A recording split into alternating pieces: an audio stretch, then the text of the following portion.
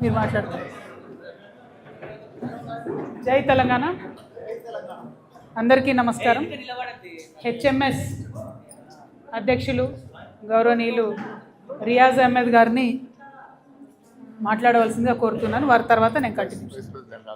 Vice president గారు, తెలంగాణ జాగృతి vice president, అట్లనే రియాజ్ అహ్మద్ గారిని మాట్లాడవలసింది కోరు. బయటకి అందరికీ శుభోదయం. మన వైస్ ప్రెసిడెంట్ మరి తెలంగాణలో ఉన్న సింగరేణి ఏకైక ప్రభుత్వ రంగ పరిశ్రమ, హయ్యెస్ట్ రెవెన్యూ ఇచ్చే ప్రభుత్వానికి పరిశ్రమ, మంచి ఉద్యోగాలు ఇచ్చే పరిశ్రమ. దీన్ని కొలాప్స్ చేయడానికి రాజకీయ నాయకులు, మంత్రులు కంకణం కట్టుకున్నారు.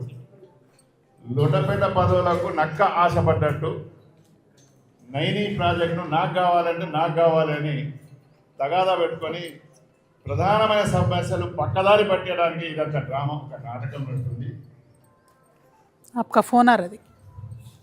నాటకం నడుస్తుంది. ఈ నాటకాన్ని తెరవేయాలని హెచ్ఎంఎస్ జాగృతి ప్రభుత్వానికి డిమాండ్ చేస్తుంది. సందిగ్ధంలో సరైనలాగా వీళ్ళిద్దరు అనుకుంటా ఉంటే ఈ మధ్యలో కేంద్ర మంత్రి, బొగ్గు శాఖ మంత్రి, సింగరేణికి ఆదుకోవాల్సిన మంత్రి, ఆయనే కాంట్రాక్టర్ల ప్రక్రియను తెరపైకి లేపి ఈయనకి ఇవ్వండి, ఆయనకి ఇవ్వండి నాటకాలు చేస్తున్నారు. మొన్న వేసిన కమిటీ కూడా నామమాత్రం కమిటీ. మేము కమిటీ వేసినాం, దీంట్లో ఏదో ఉన్నది, కొండంత ఎలకని తీసినట్టు ఒక కమిటీ వేసారు. ఆ కమిటీ కూడా లోపభూషితమైన కమిటీ, పనికిరాని కమిటీ. మేడం గారు చెప్తారు. కనుక సింగరేణిని ఆదుకోవాల్సిన అవసరం మనందరికీ ఉంది. ఇది కొలాప్స్ అయితే ఉద్యోగాలు ఉంటాయి. మళ్ళీ పాత పద్ధతిలో ఠేకేదారీ సిస్టంలో పోతున్నాం. ఠేకేదారీ సిస్టమ్ నుండి మనం ప్రభుత్వ రంగ పరిశ్రమలో వచ్చినాం. ఈరోజు ఇంత పెద్ద ఎత్తున ఇంటర్నేషనల్ లెవెల్లో కూడా సీఈఓగా అపాయింట్మెంట్ అన్నారు. సింగరేణి కార్మికుల బిడ్డలే ఉన్నారు. అటువంటి వాళ్ళ నోట్లో మట్టి కొట్టి మళ్ళీ ప్రైవేటీకరణ తీసుకొచ్చి కాంట్రాక్ట్ లేబర్గా చాలని జీతాలతో చదివించుకోకుండా ఉండడానికి ప్రయత్నం చేస్తాం. దాన్ని తిప్పికొట్టాల్సిన బాధ్యత హెచ్ఎంఎస్ జాగృతి తీసుకుంటుంది. కనుక ఈ విషయంలో నాకంటే మా ప్రెసిడెంట్ గారు మాట్లాడతారు, గౌరవ అధ్యక్షులు ప్లస్ జాగృతి అధ్యక్షులు, వారు మాట్లాడాల్సిందిగా, బ్రీఫ్ చేయవలసిందిగా నేను కోరుకుంటున్నాను.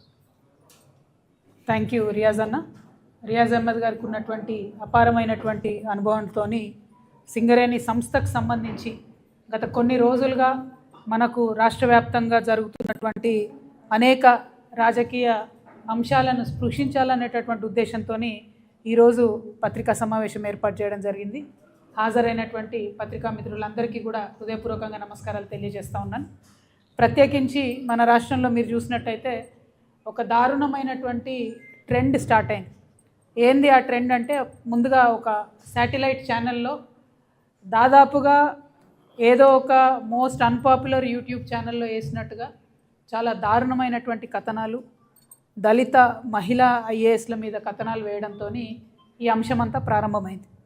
ఆ కథనాలు వేసిన తర్వాత మేమందరం కూడా బాధపడ్డాం. ఆడబిడ్డలుగా ఇదొక కరెక్ట్ వైఖరి కాదు ఈ రాష్ట్రంలో అనేటటువంటి అంశాన్ని కూడా ఈ సందర్భంగా మేము చెప్పదలుచు. అంతకుముందున్నటువంటి బీఆర్ఎస్ ప్రభుత్వం ఇటువంటి కథనాలు వేసినటువంటి యూట్యూబ్ ఛానల్ వాళ్ళని అరెస్ట్ చేస్తే, ఇప్పుడున్నటువంటి కాంగ్రెస్ ప్రభుత్వం కొద్దిగా లైన్ అతిక్రమించి ప్రవర్తించినటువంటి శాటిలైట్ వాళ్ళని కూడా మేము అరెస్ట్ చేస్తాము, మెయిన్ స్ట్రీమ్ వాళ్ళని అరెస్ట్ చేస్తామని పత్రికా మిత్రుల్ని అర్ధరాత్రి ఏదో టెర్రరిస్టులను అరెస్ట్ చేసినట్టు అరెస్ట్ చేయడానికి కూడా మేము తప్పుపడతా ఉన్నాం. కథనం వేయడం, లైన్ అతిక్రమించడం ఒకటైతే, ప్రభుత్వం సహనశీలత లేకుండా అర్ధరాత్రి పోయి అరెస్టులు చేయడం కూడా తప్పే. దానికి ఒక ప్రొసీజర్ ఉంటుంది, ఒక పద్ధతి ఉంటుంది, ఒక నోటీస్ ఇవ్వాలి, ఎక్స్ప్లెనేషన్కి అవకాశం ఇవ్వాలి. పత్రికా మిత్రులు ఏం టెర్రరిస్టులు కాదు, వాళ్ళు ఏం పారిపోరు, ఇస్తే వచ్చి ఎక్స్ప్లెనేషన్ ఇచ్చుకుంటారు.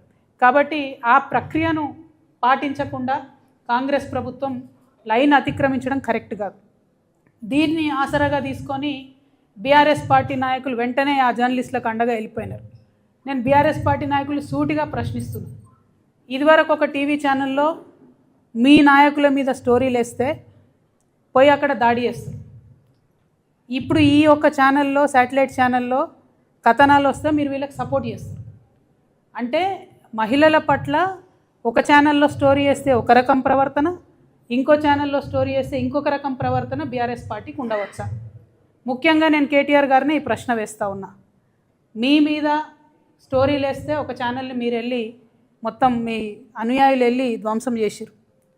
అటువంటిదే ఇంకొక ఛానల్లో స్టోరీ వేస్తే మరి ఆడబిడ్డలకు అండగా ఉండకుండా, మహిళా ఐఏఎస్లకు అండగా ఉండకుండా, దళిత ఆడబిడ్డలకు అండగా ఉండకుండా మీరు వత్తాసు పచ్చుకొని ఒకవైపు మాట్లాడడం అన్నది ఎంత మేరకు కరెక్టో సమాజం కూడా ఆలోచించాలని నేను ఈ సందర్భంగా కోరుతున్నా. మరి ఆ ఛానల్లో స్టోరీ రాగానే నెక్స్ట్ డే ఇంకొక పేపర్లో ఇంకా పెద్ద స్టోరీ వచ్చింది. అసలు ఈ ఛానల్లో స్టోరీ ఎందుకు వచ్చిందంటే అని దాని వెనుక బ్యాక్డ్రాప్ స్టోరీ అంతా ఈ పేపర్లో వచ్చింది. ఆ స్టోరీ రాగానే బట్టి విక్రమార్క గారు ఒక ప్రెస్ మీట్ పెట్టారు. బట్టి విక్రమార్క గారు ప్రెస్ మీట్ పెట్టగానే మా గుంటనక్క గారు ప్రెస్ మీట్ పెట్టారు. గుంటనక్క గారు ప్రెస్ మీట్ పెడితే గుడ్డిగా ఫాలో అయిపోయి కేటీఆర్ గారు కూడా ఇంకొక ప్రెస్ మీట్ పెట్టారు. ఆ తర్వాత టూ అండ్ ఫ్రో జరిగింది. ఫైనల్గా 9 టెండర్ క్యాన్సిల్ అయిపోయింది. ఇక్కడ జరుగుతున్నది ఏంటి అని అంటే, మేము బాధపడేది ఏంటంటే, మేము కాంట్రాక్టర్ల పక్షాన మాట్లాడేటోళ్ళం కాదు, ఎప్పుడు కూడా కార్మికుల పక్షాన్ని, అధికారంలో ఉన్నా విపక్షంలో ఉన్నా. నేను రియాజ్ అన్న ఏం బాధపడుతున్నామంటే, గత 2 సంవత్సరాలుగా మేము గొంతు చించుకొని కార్మికుల సమస్యల గురించి మాట్లాడుతుంటే ఎన్నడూ అసలు ఈ రాష్ట్రంలో సింగరేణికి ఇన్ఛార్జ్ అయిన మంత్రి గారు బట్టి విక్రమార్క గారు బయటకు వచ్చి మాట్లాడలేదు. ఎన్నడూ కార్మికులకు ఎంత అన్యాయం జరిగినా, మెడికల్ బోర్డు పెట్టకపోయినా, ఇంటర్నల్ ప్రమోషన్ లేకపోయినా, 100 అన్యాయాలు జరిగినా కూడా బీఆర్ఎస్ పార్టీ ఎప్పుడు వచ్చి మాట్లాడలేదు. అదే ఒక తిమింగలం లాంటి కాంట్రాక్టర్కి అన్యాయం జరుగుతుంది, ఎక్కడ ఈ టెండర్ చేజారిపోతుంది అనగానే మొత్తం బీఆర్ఎస్ పార్టీ నాయకులందరూ వచ్చి వారికి కొమ్ముగాయడం అంటే నిజంగా చాలా దారుణం ఇది. ఎందుకోసం ఈ మాట చెప్తా ఉన్నామంటే, అసలు నైని అనేటటువంటిది 2015లో మనకు తెలియదు. అంతకుముందు అది గుజరాత్కు ఉండే. నైని అనేది ఒరిస్సాలో ఉంటుంది మైన్, కోల్ మైన్. అది మొదలు గుజరాత్కు ఉండే. అప్పుడు గుజరాత్లో ఉన్నప్పుడు అదాని గారు టెండర్ చేస్తే కోట్లో ఆ టెండర్స్ క్యాన్సిల్ అయినాయి. దేశవ్యాప్తంగా ఉన్న బొగ్గు స్కామ్లో భాగంగా క్యాన్సిల్ అయిన టెండర్లో ఈ టెండర్ కూడా క్యాన్సిల్ అయింది. అయిపోయిన తర్వాత తెలంగాణ రాష్ట్రం ఏర్పడ్డాక 2015లో Naini tender, Naini coal block తెలంగాణకు అలకేట్ అయింది. తెలంగాణకు 2015లో అలకేట్ అయితే 2021లో ఇక్కడ మళ్ళీ బిడ్డింగ్ జరిగింది నైనికి. జరిగినప్పుడు అదాని గారు మళ్ళీ వచ్చినప్పుడు మళ్ళీ 44% ఎక్సెస్ వేశారు, ఇది కుదరదు టెండర్ అని అప్పుడు క్యాన్సిల్ అయింది. ఆ తర్వాత సింగరేణి నుండి మళ్ళీ టెండర్ ప్రక్రియ అనేటటువంటిది జరగకపోతే మధ్యలో ఒక చిన్న ఓబీ కాంట్రాక్ట్ ఇచ్చారు విపిఆర్ అనేటటువంటి సంస్థకి. ఓబీ అంటే మీదికెళ్ళి మట్టి తీసే కాంట్రాక్ట్. అందులో మొన్న మా గుంటనక్క గారు చెప్పినట్టు కాకుండా డీజిల్ కూడా కలిపే ఇచ్చారు. ఒక పక్క గుంటనక్క, కేటీఆర్ గారు నిజంగా తెలంగాణ పట్ల గౌరవం ఉండే, అధ్యయనం చేసి మాట్లాడతారు, కొట్లాడతారు, అన్నిటికన్నా పార్టీలు ఉన్నారు కాబట్టి కేటీఆర్ గారు లాగా నిజాయితీతో మాట్లాడారు. దారుణం అనిపించింది. గుంటనక్క గారి మీద మాట్లాడినరు. బీఆర్ఎస్ కూడా పోలేదు, ఎక్సెసే పోలేదు, అసలు ఒకటి మొత్తం ఎక్సెస్ పోతుంది. ఇవాళ 25 టెండర్లు బీఆర్ఎస్ హయాంలో ఎక్సెస్. కారణమైన ఎక్సెస్ అంటే ఒకటి 30, ఒకటి 16%, 7%, 8%. ఇవన్నీ జరుపుకుంటూ వచ్చి కాంగ్రెస్ వాళ్ళు ఏం సర్దపూసలు కాదు, వాళ్ళు మొత్తం ఎక్సెస్ చేసిండ్రు. ఈ సైట్ విజిట్ అనేటటువంటి నిబంధన ఏదైతే ఉందో, కంపల్సరీ సైట్ విజిట్, దానికి అధికారులు అటెస్టేషన్ చేయాలనే నిబంధన ఏదైతే ఉందో అది అంతకుముందు సింగరేణిలో వేరే వాటికి ఉండే. అంటే కోల్ హ్యాండ్లింగ్ యూనిట్స్కి, కోల్ వాషర్ యూనిట్స్కి, కన్వేయర్ బెల్ట్స్కి, వాటికి ఖచ్చితంగా సింగరేణిలో ఆ నిబంధన ఉండే. కానీ ఓబీకి లేకుండే. వీళ్ళు వచ్చిన తర్వాత ఓబీకి కూడా పెట్టిండ్రు. సో అది 100% కాంగ్రెస్ వాళ్ళు తప్పు చేసిరు. నిబంధన పెట్టడం, గ్లోబల్ టెండర్ అయితే పెద్ద పెద్ద వాళ్ళు ఫేస్లెస్గా టెండర్ జరగాలనే ఉద్దేశంతో ఈ సిస్టమ్ పెడితే తెలవాలి కాబట్టి వాళ్ళని తెలుసుకోవడం తప్పు చేసి డెఫినెట్గా ఆ విషయంలో ఎక్స్పోజ్ చేయడం మంచిదే బీఆర్ఎస్ ప్రతిపక్షంగా. కానీ అబద్ధాలు చెప్ప, అంతకుముందు ఎన్నడూ కూడా టెండర్లలో ఎక్సెస్ పోలేదు అనడం చాలా. ఇప్పుడు ఇంకో కామెడీ ఏంటంటే, గుంటనక్క గారు, అదేవిధంగా నమస్తే తెలంగాణ, అదేవిధంగా టీ న్యూస్, అదేవిధంగా కేటీఆర్ గారు మొత్తం ఎంతసేపు దీన్ని ఎట్లా చేస్తున్నారంటే, స్మాల్ ఫిష్ను వదిలేసి బిగ్ ఫిష్, చిన్న చేప పిల్లను పట్టుకున్నట్టు అని కాపాడుతున్నారు. ఈ విషయం అంతా సృజన్ రెడ్డి.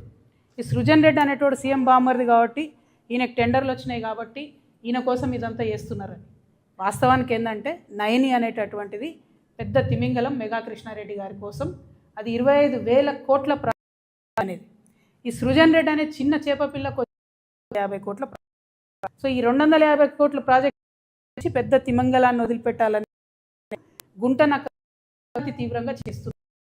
ఇక్కడ అంటే ఫస్ట్ నుంచి కూడా గారికి ఈ సృజన్ రెడ్డి ఇచ్చిందే, ఈ సృజన్ రెడ్డి అంటోనికి టెండర్ ఇచ్చిందే, ఈ సృజన్ రెడ్డి అంటోని కాంట్రాక్ట్ గుంటనక్క. ఆయన సృజన్ రెడ్డికి మొదటి కాంట్రాక్ట్ వస్తుంది. ఇదే సింగరేణి వచ్చినాయి బొగ్గు గనులు బీఆర్ఎస్ హయాంలో. అప్పుడు సృజన్ రెడ్డి రేవంత్ రెడ్డి బావమరదని. ఇవాళ నేనేమంటున్నా, ఎక్స్పోజ్ చేస్తున్నారు, కార్మికుల కోసం చేస్తుర్రా, సింగరేణి సంస్థను కాపాడడం కోసం చేస్తుర్రా, నిరోధించడానికి లేకపోతే కాపాడడానికి? ఆ విషయం ఇవాళ ప్రజల వద్ద నేను స్పష్టంగా చెప్పదలిచిన.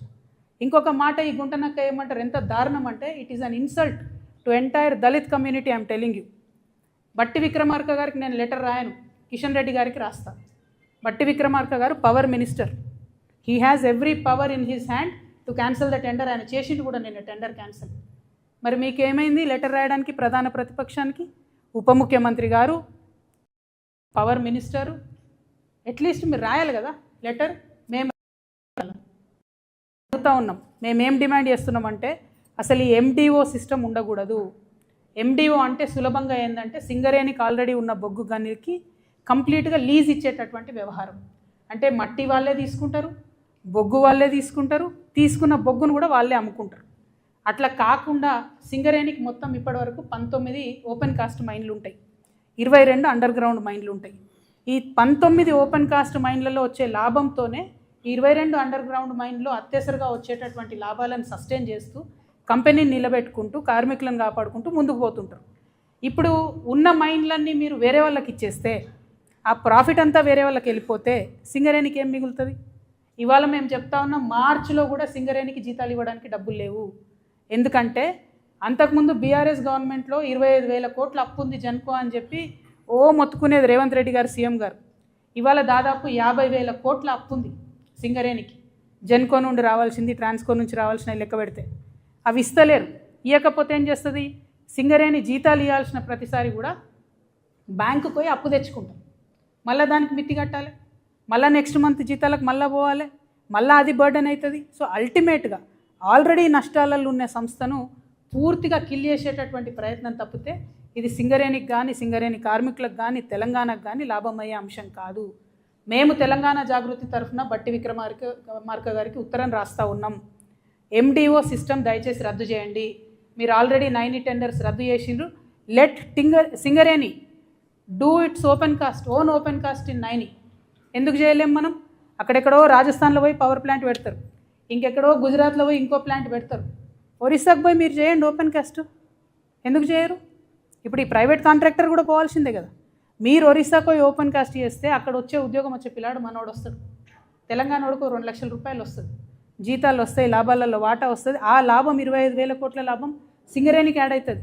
నా కార్మికుడికి ఆ లాభాలలో వాటా వస్తుంది. ఎండిఓ విధానం రద్దు చేయాలి. ఇదివరకు బీఆర్ఎస్ గవర్నమెంట్లో తాడిచెర్ల బ్లాక్ 1ని ఎండిఓ కింద ఏఎంఆర్ అనే కంపెనీకి ఇచ్చిండ్రు. ఇస్తే ఇప్పుడు అందులో లాభాలలో ఏ వాటా కూడా మనకు రాదు కదా. అది జెన్కోకి ఇచ్చిండ్రు, జెన్కో నుంచి ఏఎంఆర్కి ఇచ్చిండ్రు.